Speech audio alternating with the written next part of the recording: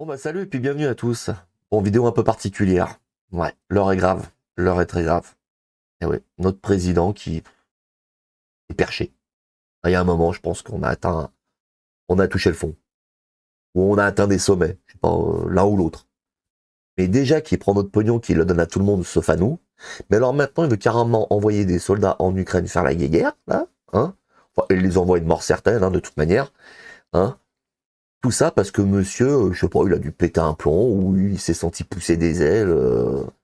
Enfin, voilà, il joue le kéké. Il y a un moment, faut arrêter, quoi. Là, faut vraiment arrêter. Vous allez voir que dans la vidéo, hein, que le journaliste de BFM, qui d'ailleurs, je ne sais même pas pourquoi il a été là-bas faire le malin lui aussi, aller poser ces questions-là, hein, parce que d'un coup, vous verrez que lui, il en PLS, hein, quand il lui répond, le russe, il fait pas le malin. D'ailleurs, on a l'impression qu'à la fin de la vidéo, le russe, il a la limite de lui mettre une tarte dans la gueule. Euh, Ça fait flipper. Mais vous allez voir que, enfin, ils ont pas envie de rire, les Russes, hein, ils sont, non.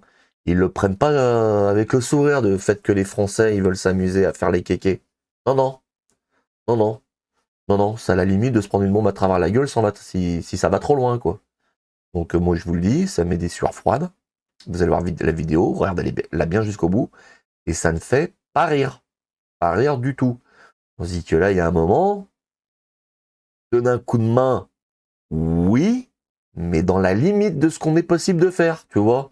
On va pas non plus aller se foutre sur la gueule, nous. Stop.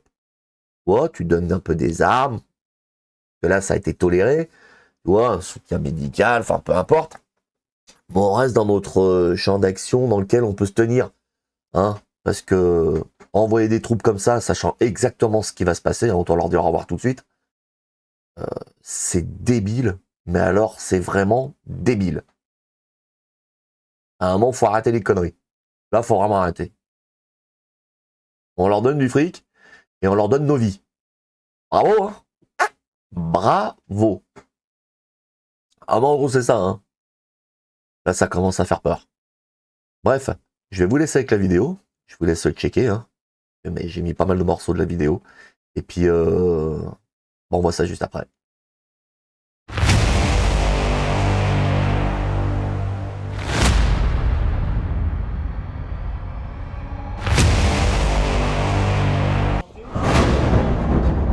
Oui, oui, on a le Kremlin derrière nous, on a le temps seulement. Il n'y a pas de soleil. Mais bon. Bon, ici, c'est presque aussi romantique que l'histoire de nos relations Russie-France. C'est deux pays qui se connaissent bien. Et vous êtes bien placé pour le savoir, puisque vous êtes l'arrière-petit-fils de Léon Tolstoï, qui a écrit Guerre et paix. Ouais. Donc, ces relations faites de haut et de bas, vous en savez quelque chose. Vous savez, les Russes sont toujours mécontents que dans la guerre et la paix, les premiers 10 pages, c'est en français. Ils disent, mais c'est quoi ça? Qu'est-ce qui ne va plus entre la France et la Russie? Pourquoi ça ne marche plus? Ça marche plus parce que les Français ont pensé qu'ils ont le droit de donner des leçons à des Russes. Après la fin de la guerre froide, ils ont imaginé qu'ils ont gagné la guerre froide avec les Américains. Ils ont oublié l'histoire de l'Europe, l'histoire du continent. Et je parle non seulement des guerres napoléoniennes, mais aussi de la dernière guerre, par exemple. Aujourd'hui, quand M. Macron dit qu'il va envoyer les soldats à Odessa, il faut lui rappeler que la dernière grande guerre en Europe, la France, elle a tenu 40 jours contre les nazis. Et les Russes, ils ont tenu 4 ans et ils ont gagné la guerre au Berlin. Je veux dire très directement que l'idée d'envoyer les soldats français en Ukraine, ça va se terminer par les cercueils à Orly, couverts par le tricolore, et c'est pas Macron qui va aller les chercher. Donc les Français, ils doivent comprendre les conséquences. C'est tôt. Parlez-nous un peu de nous, parce que vous nous connaissez très bien, vous parlez un français parfait, vous avez Ça fait étudié peur, en hein, ce qu'il France, dit, vous hein. avez été... Oui, j'ai fait mes Ça études, fait une peur. partie de mes études en France et j'ai travaillé pour la presse française aussi, ici à Moscou, dans les années 90. Donc la France, vous la connaissez, vous l'avez aimée. Qu'est-ce qui ne va plus? Pourquoi vous ne nous aimez plus? Mais pourquoi je dois vous aimer? Vous avez entamé 19 000 sanctions contre mon pays, vous menez une guerre économique, vous mentez Ça fait peur juste le fait sur qu'ils la disent qu'il peut pas Russie nous blairer. chaque jour sur BFM. Donc c'est la réaction d'un amoureux déçu. Non, mais vous distribuez les narratifs sur la guerre en Ukraine qui sont complètement, pour nous, impensables. Les choses et toutes les provocations qui, durant ces 2 ans, ont déjà passé dans la presse contre la Russie et qui font l'image des Russes comme les gens qui mangent les enfants le matin. Donc, écoutez, on n'a pas... On aime bien la France et les Français, mais on ne peut pas accepter ça. Qu'est-ce qui a déraillé dans notre modèle? Vladimir Poutine érige le modèle russe en opposition avec le modèle d'un Occident qui serait décadent. Qu'est-ce qui est décadent chez nous, Français? Regardez votre gouvernement. Est-ce que on peut vraiment, Là, le gouvernement. à 21e Ça fait siècle, peur. penser que c'est Le pas gouvernement. décadent d'avoir Donc c'est que le problème il vient là. des gens si spéciaux Qu'est-ce que vous entendez par là? Gouvernement? Mais Vous faites référence au fait que notre Premier ministre Gabriel Attal est oui, ouvertement homosexuel? je fais référence qu'aujourd'hui, la France est gouvernée d'une partie par les pervers, tout simplement. Alors, être homosexuel, c'est être spécial, voire pervers? Tout à fait. Pour nous, oui. Absolument. Mais c'est pas... Donc il n'y a pas d'homosexuel en Russie? Non, et bien sûr, il y en a. Mais il n'y en a pas dans le gouvernement. Est-ce que les homosexuels en Russie peuvent vivre librement et Bien sûr, protégés par le bien sûr, gouvernement? leur vie privée est protégée, mais ils n'ont pas droit à la propagande ouverte. Alors là, tu vois, je vois pas ce que ça fout dans le truc, tu vois. Déjà, pourquoi cette espèce d'abruti de chez BFM, il était posé cette question, tu vois, sur Gabriel Attal, du fait de sa sexualité. Ça, c'est complètement con. Après, les Russes, on va dire, mais c'est du débile profond pour penser ce qu'ils pensent par rapport à l'homosexualité. Ah, franchement, c'est une catastrophe. Ah, franchement, c'est grave. Mais lui, qu'est-ce qu'il était posé cette question qui sert à rien? C'est débile, cette façon de penser. N'ont pas même l'idée. Allez mettre l'homosexualité de quelqu'un sur le tableau. Ils ne peuvent pas tenir la parole. Qu'est-ce que vous aimiez chez nous? Attends, ça sera si chez BFM ils étaient intelligents. Vous étiez si souvent en France. Qu'est-ce que vous aimiez en France que vous ne retrouvez plus aujourd'hui?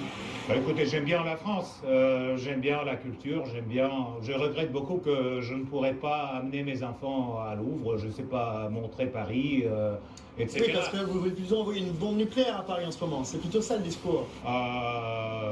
Bien sûr. À la télévision russe, on calcule la durée qu'il faudrait pour un missile nucléaire pour arriver à Paris. Non. 2 minutes, selon Soloviev. Pas 2 minutes, un peu plus, mais... donc vous avez commencé à calculer les plans? Oui, bien sûr, on fait peur, là. calcule parce que... Ils sont déjà calculés. C'est ce qui est important historiquement pour la Russie, c'est assurer la sécurité du pays. Et quand les pays de l'OTAN, là, c'est inquiétant. dont aussi la France, mettent les missiles autour de nos frontières et veulent mettre les missiles je tourne la tête parce que j'ai un retour caméra. en Ukraine, en adhérant à l'OTAN, l'Ukraine. Donc pour nous, c'est inadmissible. On a vu, on a entendu ici, traduit en russe, les mots d'Emmanuel Macron. Vous suivez de près ce que dit le président français, plus que ce que dit par exemple... Là, vous voyez le discours, il fait un peu plus attention. Dans les mots d'Emmanuel Macron aujourd'hui, il est déjà un peu moins de malin là. Le poil du pouvoir russe. Cherche ces mots là. Il est le premier entre les leaders européens qui a directement évoqué l'envoi des soldats au sol en Ukraine. Et ça, c'est une déclaration qui est pour nous très inquiétante parce que ça nous approche à la Troisième Guerre mondiale. Carrément, parce que... C'est le mot qui fait flipper, ça. Pas nous les Français. Bien sûr, ça c'est un mot qui voulait venir avec les soldats à Odessa, une ville russe. Vous, les Français, êtes en train de provoquer la Troisième Guerre mondiale. Parce qu'après... il a raison, le Russe. En fin de compte, c'est nous qui la provoquons en voulant y aller à la guerre. Votre président il a pas tort, le mec. Dans la piège. Il devrait soit accélérer l'histoire, soit qu'on s'occupe de nos affaires, quoi. La présence de troupes, soit retirer les troupes. Vous dites qu'Odessa est russe. Le gouvernement, le Kremlin dit aussi que le Donbass est russe et d'ailleurs la majeure partie de l'Ukraine serait russe. Le regard qu'il a. Bien sûr, personne ne conteste la culture commune entre ces terres et la Russie. Je ne dis pas qu'il a raison, attention le mec, mais pour le coup, si nous on s'engage pour aller leur foutre sur la gueule, j'ai oui. rencontré des Ukrainiens et tous me disent leur volonté C'est nous qui cherchons un peu la de merde pour le coup, rester quoi. à l'écart de la Russie, de garder leur indépendance, de rester ukrainiens et non pas de devenir Même s'il russes. faut Est-ce continuer que à vous soutenir les entendez Ukrainiens d'une autre manière, quoi. cette voix des Ukrainiens Ça, c'est qui pas un vous problème. disent « laissez-nous tranquilles, on veut être indépendants ». On a pendant 30 ans attendu que ces Ukrainiens arrêtent de faire des bêtises contre les 20 millions de Russes qui vivaient en Ukraine, de leur interdire leur langue, de leur interdire l'éducation en russe, de interdire l'histoire, d'ailleurs, commune qu'on a l'Ukraine et la Russie. L'Ukraine, c'est mon pays. Mon arrière-grand-père était le maire de Kiev. C'est mon pays. Et je ne veux pas que mon pays devienne un pays nazi, comme aujourd'hui. Mais les choses changent. Je ne veux pas que mon pays parle une autre langue. Et je ne veux pas que mon pays sera en base de l'OTAN pour les missiles contre mon pays. Et je ne veux pas que mon pays, Ukraine, restera sous la dictature des pays occidentaux et de l'OTAN. L'Ukraine n'existera jamais dans les frontières qu'il y avait avant la guerre. Point. N'existera jamais. Pour nous, c'est une Moi, question c'est clair. existentielle. Et on ne va pas arrêter. On ne va pas retirer les troupes. On ne va pas faire semblant qu'on est... on ne croit pas, on ne croit plus aux accords avec les Européens, on ne croit plus aux accords avec les Américains. On va garantir notre sécurité à tel point auquel ça sera décidé par Vladimir Poutine, qui est président de la Russie. Et donc, à ce moment-là, quand on va dire on s'arrête, il y aura une autre conférence sur la sécurité en Europe, comme celle de Helsinki ou Yalta. C'est tout simple. Le président français lui refuse qu'on en arrive à cette situation et on s'en fout de son opinion. Ah, ça c'est clair. Ce que dit Emmanuel Macron. Exactement. Et quand il vous dit qu'il est prêt éventuellement à ne pas se fixer de limites. On s'en fout de ses limites, on s'en fout de Macron, de ce qu'il dit Macron, on s'en fout de limites de Macron, et on va tuer... Au moins c'est clair. Hein. Tout à fait, avec 200 missiles. Et donc on va tuer tous les soldats français qui vont venir au sol ukrainien. Tous. Parce qu'aujourd'hui, il y en a, durant le conflit en Ukraine, 13 000 mercenaires. C'est horrible ce qu'il vient de dire. Dont ça fait pas froid dans le dos, ça 67 Français, et dont 147 ont déjà tué. Donc il y en a 147 citoyens de la France qui ont été tués en Ukraine. Et on va tuer tout le monde. Vous inquiétez pas. C'est pas horrible ce qu'il vient de dire. On s'inquiète un peu quand même. Oui, on est d'accord qu'on s'inquiète un peu. Alors, ça fait pas rien. Hein.